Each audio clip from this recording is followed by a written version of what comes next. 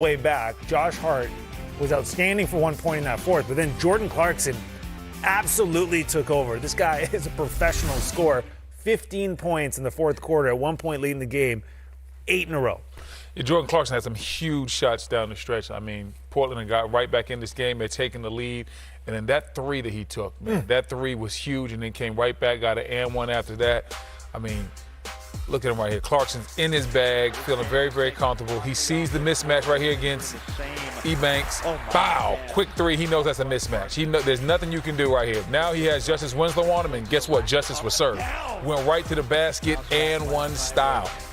It's that matchup again. It's Ebanks. No way. Boom. Look quick. Bow. Look at that right. Left. Dropped him off right there in the paint, man. Dropped him off at the big game. System basketball, Nabil. And we try to explain to other people that late in the game, that's what Jordan Clarkson's there for. Read the pick and roll, see how the defense is reading me. You switch big guys on me, let me get to my sweet spot. There's no way he can keep up with me. So that's how you close out ball games. And they got the stops they needed, Utah, to get in that situation, so you take your head off those guys on the road. It's back-to-back games now because they closed out that one against Phoenix. Yep.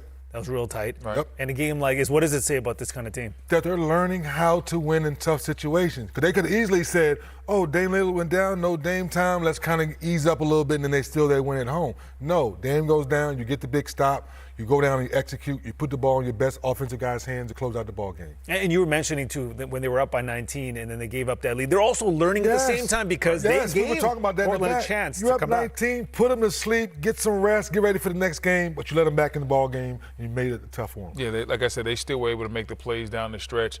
And like I said, I love the way this team is learning how to win. They got the switches that they want, and they attacked it. Every time Jordan Clarkson was the hot man, so they knew who their guy was down the stretch. They got the switch. Now they're waiting to see, okay, you got a big on Clarkson. Are you going to double him? Are you going to tilt your defense? Then he's going to make the pass. But if you play him one-on-one, you go out there and score, and that's exactly what they did down the stretch of that ball game. I loved everything about how Utah closed this thing out. As a fan, just a little cheated that Dame wasn't there at the end, right? Yeah. Because Dame time, you know. We live for these times. We live for Dame looking at his watch telling you it's Dame time. Dame not there. Mike Conley also leaving the game. But, hey, big win for the Utah Jazz, 118-113. We're going to wrap up the entire evening in the NBA on Game Time. 5 games. Crazy finish in Atlanta. A really good one, too, in Indiana. I want to sell the Clippers game, but... Nah, you can sell it all right. You can't lie to the people. All right. Now, you can sell it. They're playing a game of basketball in LA. There you go. Now you're being honest with the people. Header coming up. You got the T-Wolves and Sixers a little later on. The Jazz and the Blazers, 2 of the better stories in the NBA.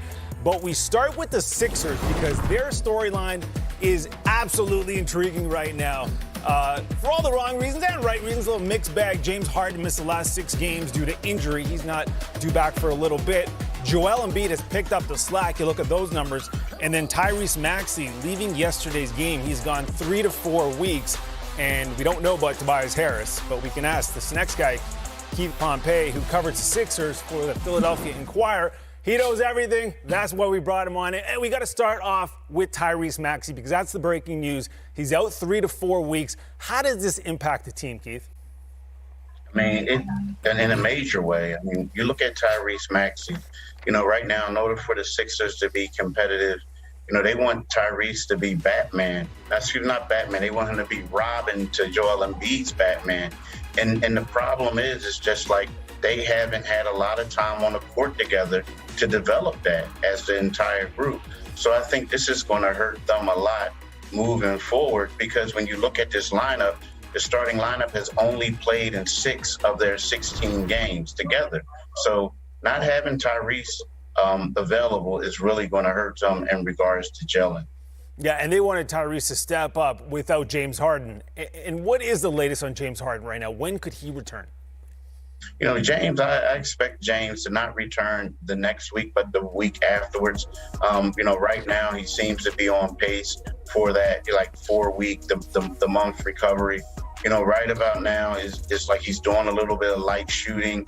And then, next week he'll do some other things. And then it's all about the conditioning. He seems to be well. It's one of those things where, he only had the walking boot on for a couple of days. He said he felt a little bit uncomfortable and decided to take it off.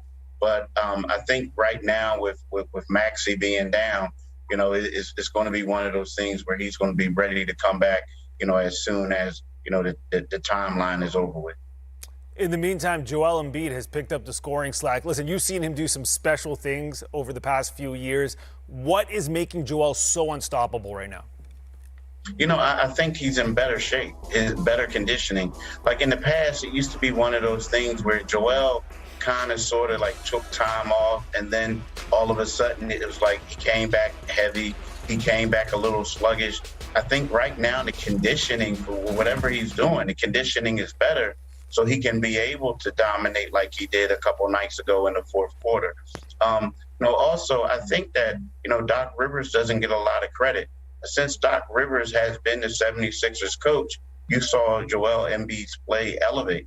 And with that being said, that helps with the conditioning, is being a better teammate. And what I mean by that is finding guys, like passing out of the double and triple teams. So I think that Doc Rivers has been, great for Joel's development. And we're seeing it in regards to also him being in better shape. Before I let you go, I got to ask you about the fallout from yesterday's win after the game with Milwaukee. Giannis wanted to shoot free throws, and then Montrezl Harrell was having none of that. What was said after? Did you witness it yourself? What's your take on this whole situation?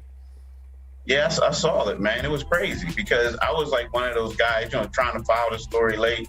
And right there where you see it, I was sitting like right there and seeing, I was like, yo, am I seeing this? Is he trying to punk Giannis? Like, well, what's going on? And, I was a little shocked by it. I mean, it was unfortunate. It was one of those situations where you hate to see it happen. It just seemed to me like maybe some guys got a little, disappointed with their play, the way they played, and, they took it out on the wrong people. But, I was shocked, man. I couldn't believe it. And actually, when I went to the press conference, I kept saying, hey, y'all missed it. Y'all missed it. I thought they were about to go to blows. And the fans were loving it because there's video after Giannis missing free throws. So the Philly fans were just absolutely loving the whole situation. Keith, appreciate the insight, man. Thank you. Hey, thanks for having me. So the Philadelphia situation, I mean, listen, injuries are going to happen. They had it to James Harden, but then Tyrese Maxey's the guy you want to step up. And listen, he had 24 points in 21 minutes the other day. How does Philly get through this next little stretch here? Joel Embiid, and a little bit more Joel Embiid. Joel's going to have to carry the load. Big fella knows what it's all about. Had to carry a lot of the load last year, and he's capable. Playing like the best big man in the league right now, and they're going to have to get a lot more. They got to go through him even more than he usually does, and that's going to be a big load on his shoulders, but he can take it. We saw him have 42 the other night and bounce right back with 59, and he's also gotten so much better as a passer with passing out of double teams. Guys understand how to get in his vision.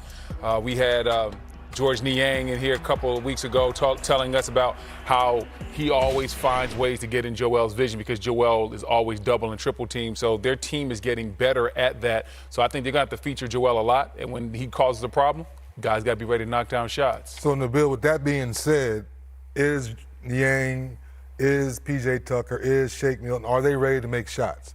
Because the better defensive team, they're not letting Joel Embiid get 59. Once he gets rolling, they're going to go send 2 and 3 guys. Hey, man, when he got 39, you might want to double him. When he gets to 39, who are they playing? Utah. Okay. So see what I'm saying? So that's my point. Now, we know Utah's off to a great start, and they got young guys, and they're playing well. But we know Utah's not one of those juggernaut defensive teams where they're saying, we're not going to let one guy beat us. That's when you say Philadelphia, as Shaq likes to say to others, be prepared to make shots. Because to your point, Joel Embiid will pass the basketball. Right. Those guys match his force. Then maybe they can hold down the fort to Maxey and Harden get healthy. Should have mentioned no Tobias Harris again tonight. That's the second straight game he's going to miss with left hip soreness. And again, that would be a guy you would ask to step up in this situation. But we came in praising. Montrezl Harrell will be ready tonight.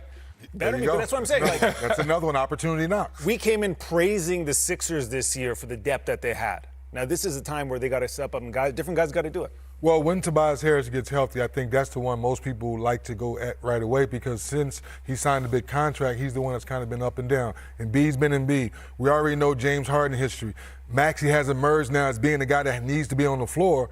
So when healthy, I think Tobias Harris has an opportunity to prove us again he's worth his contract, and he can be a guy to hold down the fort for Philly. Yeah, Tobias has been a guy that's averaged 20 or better in this league before, so he understands that if he's given the opportunity, he can turn back the clock, start looking for a shot more, and I give him a lot of credit because he's had to dial his game back to fit in with this team. When you have James Harden, when you have Maxey, when you have some of the other players they've had there in the past, he understood he couldn't go out there and be as aggressive as he wanted to be. Well, now the team needs him to be aggressive because James Harden's not going to be there for a couple of weeks, and Maxey looks like he's going to be out for 3 to 4. I'm looking forward to seeing Tobias Harris take advantage of this opportunity. Yeah, and Shake Milton, I should mention, was a plus 17 last game, coming in for Maxey, 15 points. They'll need that kind of effort from him. Meanwhile, for Minnesota, they've won 2 games in a row after losing 6 or 7. You know, they go up and down. And a bunch of the guys have said the team chemistry is getting better, especially with the starting 5. Are you seeing that? Yeah, I definitely saw it the last 2 games. And what I've seen is in their last 3 wins, outside of the chemistry, Karl-Anthony Towns.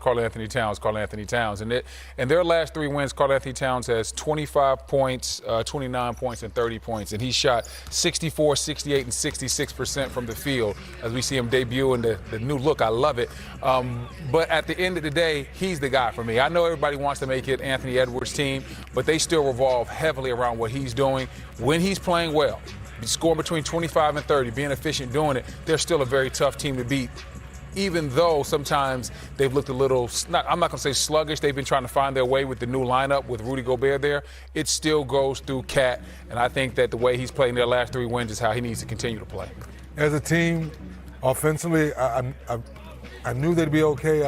I didn't overuse because you have Rudy Gobert, things are going to be clogged up. I thought Rudy Gobert would help them defensively overnight, and that's the part for me, B-Wood, that no, you're supposed to be, 2-time Defensive Player of the Year. Make sure you lock down that side of the court for them as you continue to figure out offensively. So that's where I'm a little concerned now. Well, what about D'Angelo Russell? Because he's coming off one of his best offensive games a couple nights ago against Cleveland when he had 30 points, 11 assists. People have been roasting him all year. And you look at the numbers, they're not great. Are you starting to see a bit of a change in his game? How can he fit in this roster? He's stuck between a rock and a hard place because D'Angelo Russell is a shoot-first point guard. From high school to college, it's all about getting buckets. And now he's, to B. Wood's point, you got Cat who's rolling. He's got to eat. Anthony Edwards has got to eat.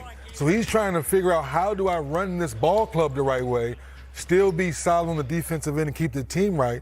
But then when you watched him in the playoffs last year, B. Wood, when Jordan McCloughan was on the floor, it seemed like things just flowed and ran better, and I think that kind of messed with him early on. Go ahead. No, I was going to finish up with just get back to being who you are first. Exactly. Be who you are, and then follow the coach's leadership. That's why I'm glad I let you finish your thought, because that was exactly what I was about to say. Get back to being who you are. Get back to being aggressive. You look at the numbers this year, he's shooting 12 times a game. The last 3 seasons, he's been 17, 15, and 15. He's been a little bit more aggressive, leading to more points, and this is his lowest point per game output since his rookie year. So he needs to obviously get those numbers up, and it comes down to him being more aggressive, looking for a shot within the offense, and I think that just comes down to these guys figuring out how to play together a little bit more. You stole my stat. I did? What was that? Which one was that? The lowest average since his rookie season. Ah, man, No, it's right there. I do my own.